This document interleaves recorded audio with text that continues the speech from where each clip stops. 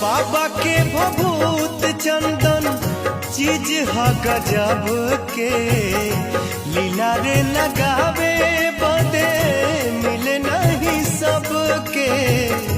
माथा झुकावल बहुत बात नईखे, माथा झुकावल बहुत बात नईखे।